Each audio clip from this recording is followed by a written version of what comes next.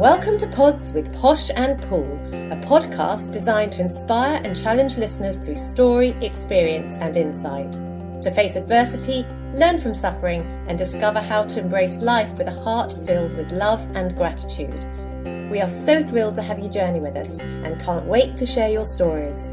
Join Sue O'Callaghan and Joanne Webb as we disrupt the theory that everyone has perfect lives. Hello, welcome to Pods with Posh and Pool. Again, today we have an amazing guest come on board who's going to be speaking on children's mental health. Catherine Levine, thank you so much for joining us today. Thank you. It's great to be here. Well, great to be in my bubble and you're in your bubbles. We're in separate bubbles by the looks of it. Listen, you have the most incredible story. You and I met many years ago and you've been on an incredible journey in public speaking and working with children, mental health. You have just finished your Gumboot Friday rounds with tractors touring the country, speaking in primary schools, inspiring so many. And we know there's desperation, there's real hunger in primary schools for mental health. So do you want to just tell us a bit about your background, how you got into mental health, how you ended up speaking in schools and what the need is? So we've got so much to hear from you. Yeah, there's a few different stories. So I guess my passion for mental health comes from my own journey and the things that I went through as a child that were hindrances to me living a good and abundant life. And it wasn't until in my 30s, after my marriage had ended, that I really examined a lot of those beliefs and a lot of those thoughts that were impacting the choices I made. So that learning that I got in my 30s, I wish that I'd known those things as a child. And so that's where my passion comes from, is that being that person or being that, delivering that message that I needed as a child. Also having my son, he has ADHD and a lot of violence in his earlier life and getting expelled from boarding school, how I navigated that and just seeing the amazing kid he is today at 20 years old. But that journey that we went through of how when you can get to the root beliefs underneath the behaviour that's presenting itself. And also my 14-year-old is struggling with a bit of anxiety. So all these factors, all my learning as a mother and as my own journey have given me a passion for mental health. And our listeners today that have got children will relate to exactly what you're saying. Many parents have got children with ADHD, different diagnosis. They're struggling to fit socially, they're struggling with their academic studies at school, and parents don't know where to turn. And we're turning to different means of support in terms of mental health, counselling. There's so many different therapies out there. And I think today it's overwhelming for parents, isn't it? Where do they start? And what support is in place at school for our children, so that when we're not aware of developing those mental health tools for our children, there are support services in place for them. Yeah, it's a big one that the government is struggling to meet that need for primary children and at high school as well. That how do they assess who needs it and how do they fund that? And the government acknowledges at the moment that it is a very clunky process and quite difficult, and the schools are saying there's so many hoops to jump through, and it's not just the children, it's the parents who need educating and support. And I know from my experience, it was Paul who came through to me and said they were concerned about my daughter that was about at 8 years old, the behaviours that she was presenting at school, and that's when I started my journey of different counsellors, taking her to see different places. But as I reflect back, I think none of those counsellors or programs we went through ever spoke to me as a parent and saying, this is how you can help her. And I reflect back and see that the way I had handled some of her meltdowns and her anxiety was the exact opposite of what she needed. She needed to feel connected. She needed me to show empathy, to say, I can see that you're feeling worried, or I can see that you're feeling anxious about this, and allow her to calm down before we start trying to reason. Yeah, I think that's such an amazing point, because you're right, as parents, all that we want is the very, very best for our child. And we say this over and over again, parenting comes without a rule book. And if only there was a rule book, we could all have some help. So I think it is such a great thing to give not only the children some tools to cope with their anxiety, stresses and any other disorders, but also for the parents, because you're right. It's just knowledge, isn't it? A little bit of knowledge takes us a long way. A little bit, and I just look back, and I've had a talk. My daughter's now moved to live with her father about 6 months ago, so she lives in Wellington. And so as we talk through these things, we have a very open relationship. And I've just said, look, I'm so sorry. There were times that I handled things the opposite of what I should have done, and it's quite a hard thing to go, look, I've got 14, 17-year-old and 20-year-old, and think, if I had learned that when they were little, what a huge difference it would have made to be able to not nip those things at the bud, but address it and give them what they need to have that emotional literacy and that self-regulation as well.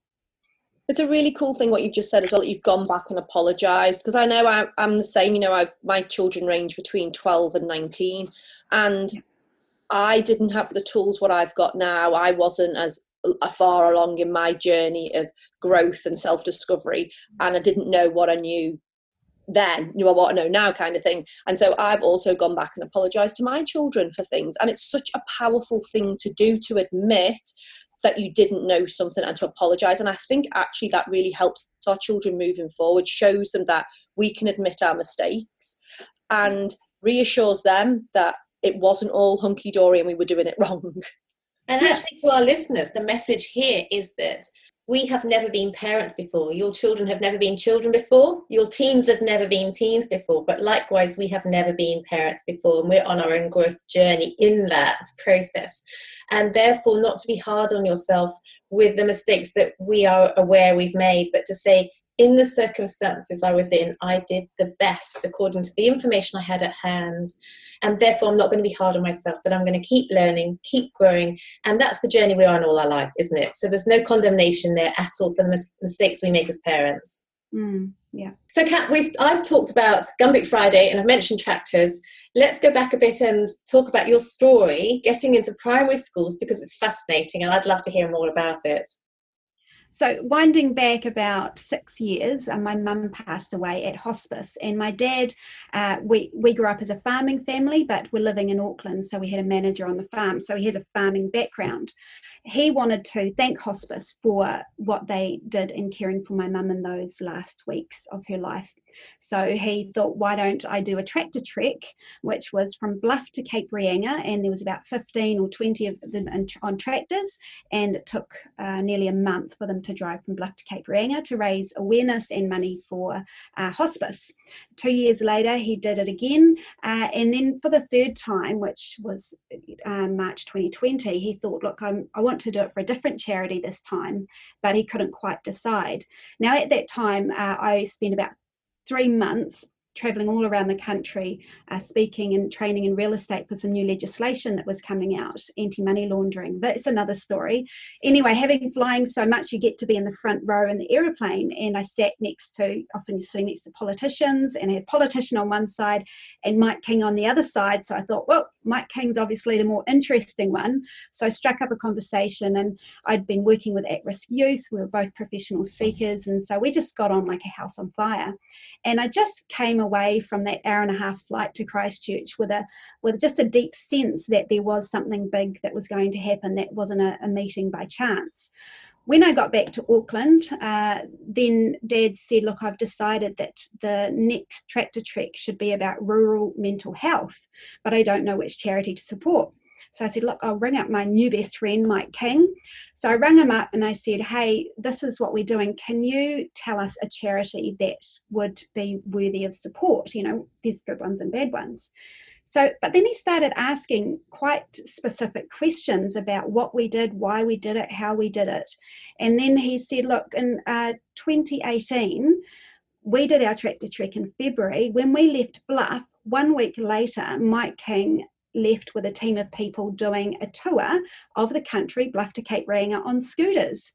And so he knew who we were already with that. And then he said, look, in 2020, I was going to do another scooter tour, but why don't I come with you on tractors? And so my mind was just a bit wow, what an amazing offer. And then as we had our discussions, this was early 2019, and he said, look, I'm quite busy. I'm launching this new charity called Gumboot Friday, but I'm wondering if you could move your tractor trek from February to March, and then it could be all the lead up to Gumboot Friday, which is 3rd of April. But what we found is that with Mike speaking to the adults this time in farmlands and farm source, these farmers needed to be going during the day, so he couldn't do the schools as well. And so I just said, hey, this is November last year, 2019, and I said, well, I could do it. I had quite a bit of experience speaking in primary schools, and they said, yep, go for it. So I had a couple of months to book the schools up and create a presentation, and that's how it all started. And what kind of responses are you getting from the schools? Because you've done quite rural schools, haven't you, from the small to the large? So how are the kids responding to it all? Well, yeah, they absolutely love it, because I in my presentation, I talk about my story of growing up on a farm, but how I developed some deep senses of rejection with moving to Auckland, and how children are excellent at observing, but we're not very good at interpreting. And so I talk about having this feeling of, I've got a blue ball and it represents rejection, but then it grew and I get a Swiss ball, and then I get like one of those bubble soccer things, and I climb inside this big bubble, and I talk about this big feeling I had that every morning I'd wake up, nobody loves me, nobody wants me, and how that impacted my life and how that impacted my choices, and how as an adult those feelings didn't just drop away, but we just get better at wearing a mask. And so the main, for the younger children, younger primary, that's sort of where I end it, and I talk about how feelings aren't forever. And I say to children, if you can just remember those 3 words, that will have a huge impact on your life. Because when we're wanting to impact the suicide rates in our country, I feel that when someone's contemplating suicide, they think this feeling that I'm in is going to last forever. And so I just say to all the children, if you can remember this when you're 20, when you're 30, when you're 50, when you're 100, feelings aren't forever. And that was just the key theme. Feelings are so important, aren't they? Because Joe and I are really positive and big on changing our thought patterns, to change our feelings, to change our actions, to change the outcome of our life, and to be in gratitude, to change the way we create those words that we speak over our life. Feelings are so important, and feelings are very clearly something that children at the primary school age range connect with very easily. I love your 3 words, feelings aren't forever. And I think for those listeners that are not we're in New Zealand, for those listeners that are overseas, New Zealand has the highest teen stats in the world, and all 3 of us are working in the area of mental health to try and reduce those stats.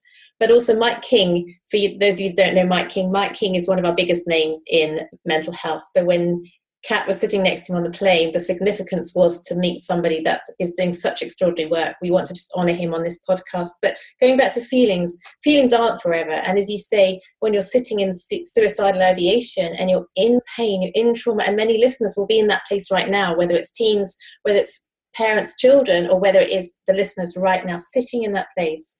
Your feelings are not forever. And we just want to really stress that, emphasize that the pain and the trauma and the rejection, the isolation of sitting in, and many people I know in isolation, in lockdown, aren't in bubbles, they're on their own. They are not forever. And so let's just expand that a bit more, Kat. I just love what you're saying about feelings. Yep. So when I go to, say, older primary, intermediate and high school, then I go a bit deeper, and I have 3 children sitting on stage, and one is the functioning brain, one is the feelings brain, and one is the thinking brain. So that's how I really simplify it for them. So I talk about the functioning brain, that's digesting your food, creating sweat, blinking your eyes, and all of those things that automatically happen. And then I say the thinking brain is gathering up a whole lot of information as you go along. It's saying, am I good at sport? Do people like me? And it's just getting like a manual of your thoughts. And then I have the feelings brain, and that's in the middle. And I use a prop, which is called a mood cube, which is how they can get a bit of emotional literacy. So I say with your feelings, but then they can grow. And my story, I have a great big blue ball, I get a Swiss ball, and then big soccer zorb thing that I climb inside. So the feelings one, I say, look, I was holding these great big feelings of rejection, but I go back to the thoughts and I say, if you go and see a counsellor, they'll say, yes, we can see that you're feeling rejected, but what are the thoughts behind that? And so by going to those thoughts, oh, you're saying that nobody loves you, nobody wants you, your parents don't love you, and how counselling, and like I said, in my 30s, helped me reprogram the thoughts. And then the rejection shrunk down. And I thought, you know, I do have friends. I am loved. I am worthy.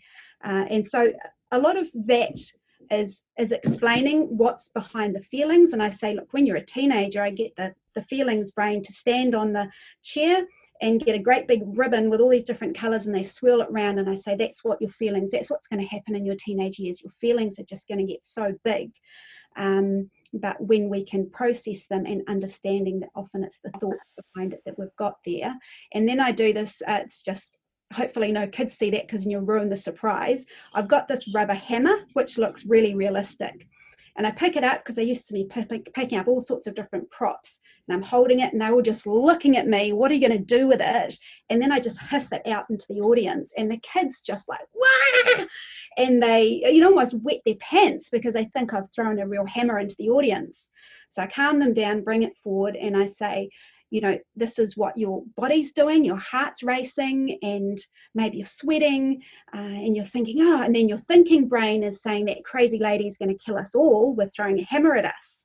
And then that's how you got this big feeling of fear. But then I bend it and I show them, look, this is a rubber hammer. And so for the older children, the second one, yes, feelings aren't forever, but feelings aren't facts. So the fact that you thought crazy lady's going to kill us all, throwing a hammer at us, but it actually wasn't true. And so those things that we can have that we hold dear and just think it's true, I could never succeed at that, or I'm always going to be poor and I'm no good at sports, whatever it is, doesn't mean it's a fact. It's such a beautiful way, isn't it? And children are very visual and they like to see things like that. And don't you find like the reaction you get, the children just absorb all of this stuff? They are so interested. They are so open to learning. Because at the end of the day, as individuals, we all have these crazy feelings, like you say, and definitely feelings are not facts. And we tell ourselves these stories over and over again. And they don't know how to verbalise how they're feeling, really, do they? So you're giving them tools, and especially the mood cube. What a great idea.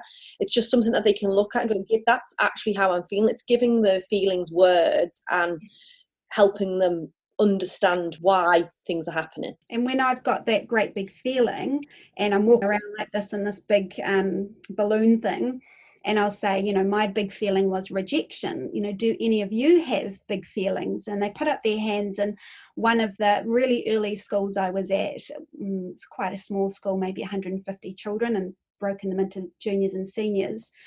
And one little girl put up her hand and said, I feel really stressed and worried because mummy and daddy have sold the house, but they can't buy another one.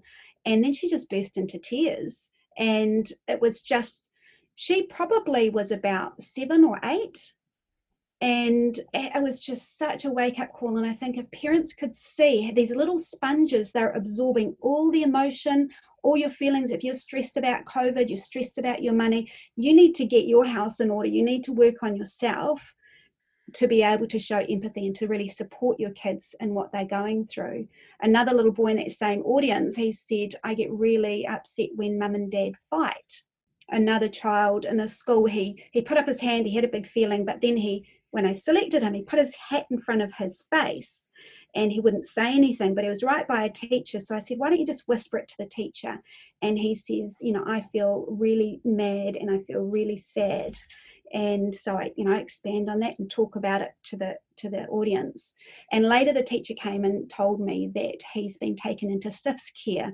And so he's really struggling with rejection and all the anger as it comes out. And it's just like, my heart for these children. Some people say, well, how Gumboot Friday, we fund counselling, all the way through children and teens, but the biggest age that's uptaking it is 8 to 11-year-olds.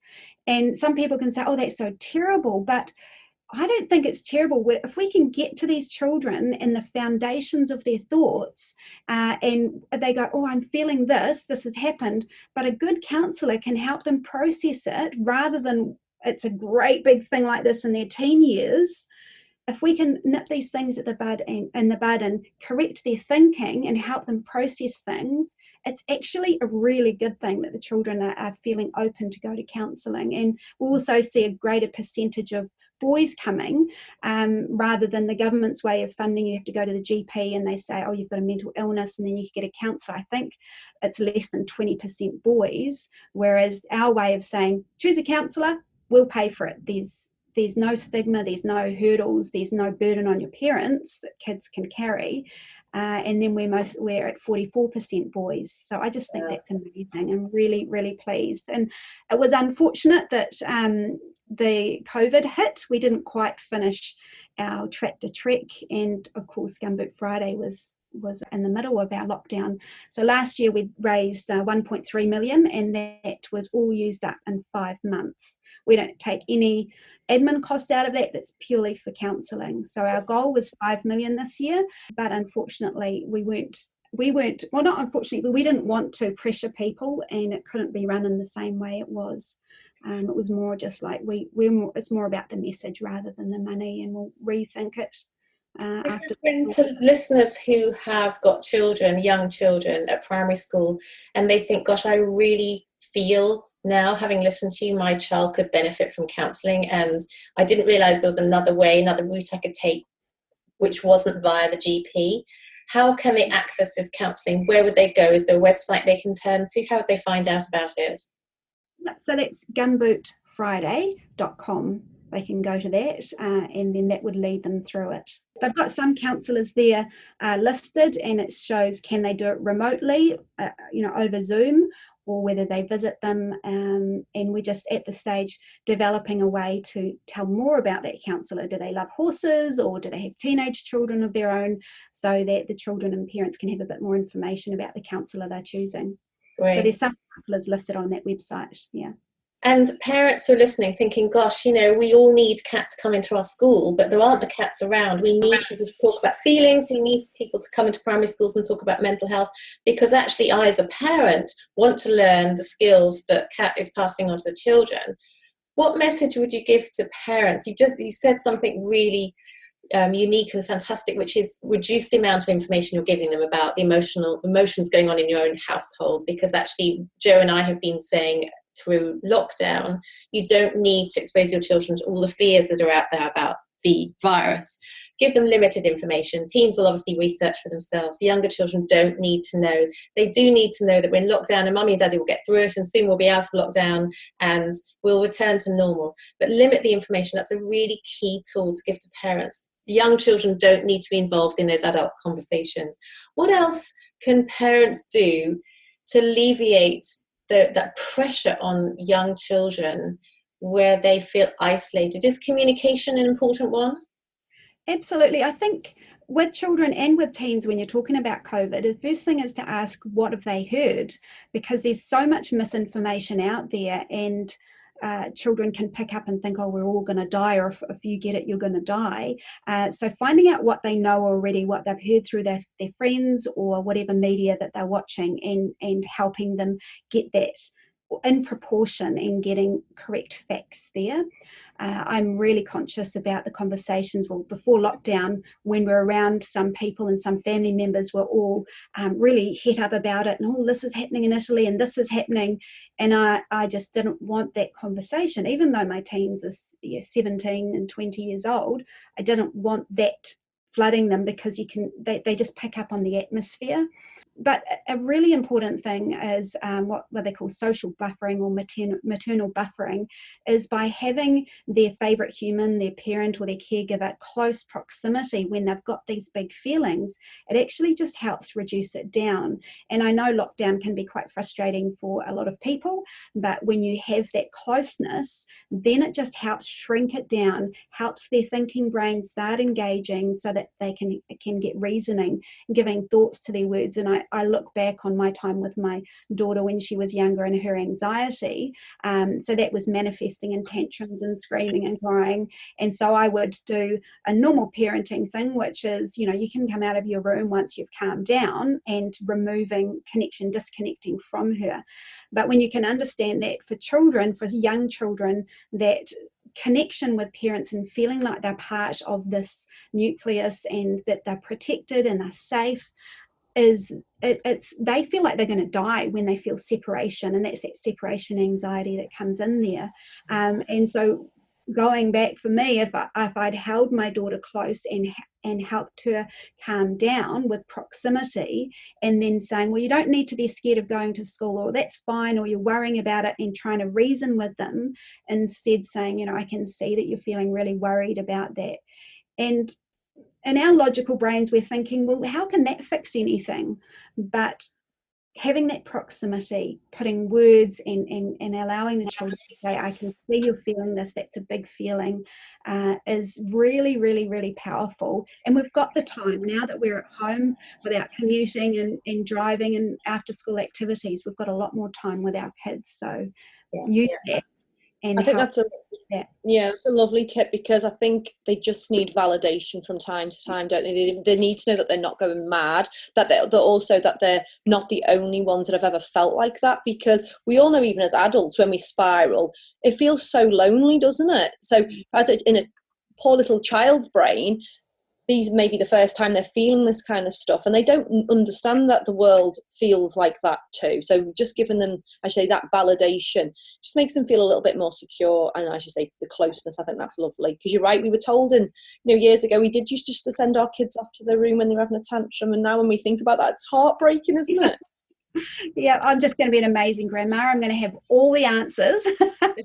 Me too. I think normalizing it and saying, you know, we all can feel quite anxious, or we can feel quite worried, and mummy feels worried sometimes. So normalizing it that they're not the only person, but also talking about what they feel in their body. I know my daughter had a lot of tummy aches. And whenever she'd eat, she'd have a tummy ache, and I didn't understand it. And I'm thinking, what on earth is going on? Do we need to take gluten out? Is it because she's not eating healthy enough? What is this? Why is she continuing getting this feeling? But if I'd understood anxiety and how it manifests for children, so when you can say, you know, sometimes you can feel that, you can feel like you've got butterflies or a tummy ache or headaches, or you can feel sleepy, so that they can go, oh, that, without going in depth of understanding fight and flight and the amygdala and all those kind of things, but we can link the bodily feelings that the children can have to what the feeling is. You've got that emotional literacy in there is really important as well. Catherine, you are so inspiring. I could actually listen to you all day, every day. You are full of tools and tips and strategies. Everything you say is so helpful for me as an educator and a parent of 4 teenagers. Thank you so much for coming on board. I just want to leave our listeners with that amazing phrase, feelings aren't forever. And actually, wherever you're at in your life, if you're listening, for a teen, for a child, for yourself, because you're a teacher, whoever you are, feelings are not forever. And so in lockdown, we just wish you well. Thank you for joining us today, Cat Levine. What an inspiration you are. Thank you for having me. Thanks so much for being with us today. For us to inspire others to live their magnificently imperfect life, please subscribe and leave us a 5-star review on iTunes or on your podcast app. You can also follow us on Instagram and Facebook at Pods with Posh and Pool. We can't wait for you to join us on our next episode. Love, light and peace.